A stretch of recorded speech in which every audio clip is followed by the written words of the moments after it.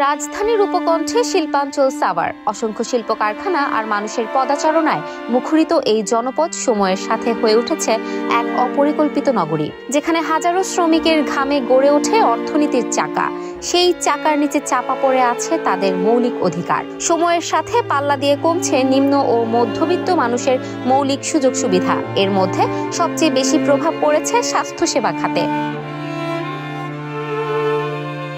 বেসরকারি উদ্যোগে গড়ে উঠেছে অনেক হাসপাতাল ও ক্লিনিক, কিন্তু নিম্ন ও মধ্যবিত্ত মানুষের জন্য, বিশেষ করে পোশাক কারখানার শ্রমিকদের জন্য সাভার উপজেলা স্বাস্থ্য কমপ্লেক্সই এখনো শেষ ভরসা। কাগজে কলমে 50 শয্যার এই হাসপাতালকে সামলাতে হচ্ছে লক্ষাধিক মানুষের চাপ। এখানে পর্যাপ্ত নেই বেড, যতগুলো রয়েছে সেগুলো চলছে জোড়াতালি দিয়ে। সেই সাথে আছে নানা ধরনের অব্যবস্থাপনা, ফলে কাঙ্ক্ষিত সেবা না পেয়ে মুখ ফিরিয়ে নিচ্ছেন বহু মানুষ।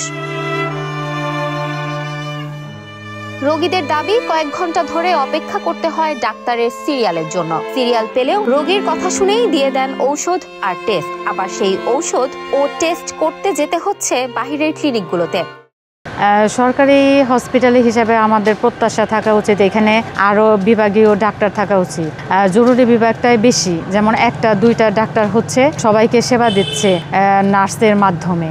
তো এখানে দেখা যায় আরেকটা ডাক্তার, 2টা ডাক্তার হলে ভালো হয়। মানে এই যে সরকারি হসপিটালগুলো গভর্নমেন্ট প্রতিটা উপজেলাতে কইয়া দিচ্ছে, তো হিসাবে মানুষ তো মনে হচ্ছে ভালো কিছু পায় না। গভর্নমেন্টের উপরস্থলে কর্মকর্তা ভালো তদারকি নেওয়া উচিত, ইউনিয়ন অফিসাররা ভালো তদারকি নেওয়া উচিত, যে মানুষ আসলে সেবা পাচ্ছে কিনা এগুলো দেখা উচিত।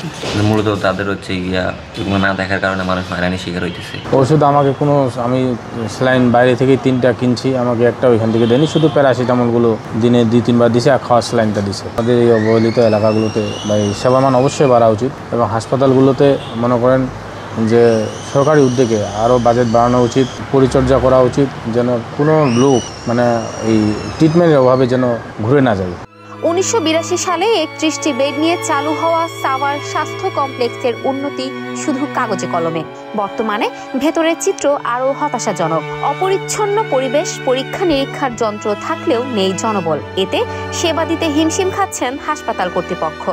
আসলে আমাদের সরকারি হসপিটালগুলোতে আগের তুলনায় রোগীর চাপ অনেক বেড়েছে। এখন মানুষ সরকারি হসপিটালগুলোতে কিন্তু আস্থা তৈরি করতে পেরেছে। তো সেই জায়গা থেকে আমার মনে হয় ইনফ্রাস্ট্রাকচারের আরও ডেভেলপমেন্টের প্রয়োজন। আগে যখন নাকি হসপিটালগুলো তৈরি হয় তখন ছিল 31 বেডের হসপিটাল, পরবর্তীতে এটাকে 50 শয্যায় কনভার্ট করা হয়, কিন্তু আসলে 50 শয্যা দিয়ে আসলে সংকুলন হয় না। আমরা যে আরও বড় একটা ল্যাবরেটরি স্থাপন করা যেত, আর আরও অন্যান্য বিভিন্ন পরীক্ষার যন্ত্রপাতি আমরা স্থাপন করতে পারতাম, ল্যাব টেকনোলজি আরও বেশি পরিমাণে পেতাম, তাহলে হয়তো পরীক্ষা করার জন্য বাইরের দিকে 2-1টা টেস্ট করতে যাওয়া লাগে, সেটা হয়তো যাওয়া লাগতো না।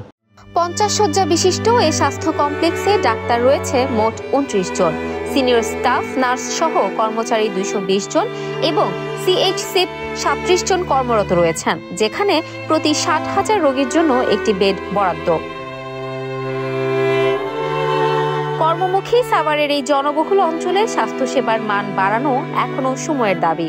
সরকার যদি জরুরি ভিত্তিতে এই স্বাস্থ্য কমপ্লেক্সের জনবল, বেড সংখ্যা ও সুযোগ সুবিধা বৃদ্ধি করে, তবেই নিম্ন ও মধ্যবিত্ত মানুষের চিকিৎসা ব্যয় এবং দুর্ভোগ কমবে। নতুবা আধুনিকতার এই শহরে স্বাস্থ্যসেবা অধরাই থেকে যাবে বলে মনে করেন সংশ্লিষ্টরা।